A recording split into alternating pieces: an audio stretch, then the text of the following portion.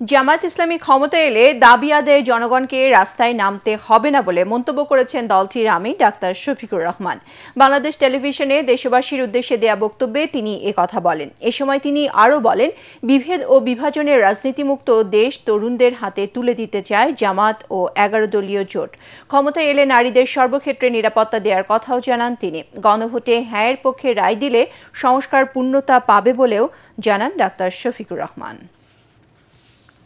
যে লুটেরা গোষ্ঠীকে আমরা নিয়ন্ত্রণ করতে পারিনি, সেসব সমস্যার সমাধান এবং লুটেরা গোষ্ঠীর নিয়ন্ত্রণের সুযোগ হচ্ছে আগামী নির্বাচন। তাই জনগণকে ঠিক করতে হবে, আমরা আমাদের নিজেদের জন্য, আমাদের তরুণ প্রজন্মের জন্য, আমাদের নারীদের জন্য, বয়স্ক মানুষের জন্য, প্রান্তিক জনপদের জন্য, শ্রমিকের জন্য, উদ্যোক্তাদের জন্য কোন বাংলাদেশ চাই। আপনাদের অধিকার রক্ষার লড়াইয়ে আমাদের সঙ্গে হন।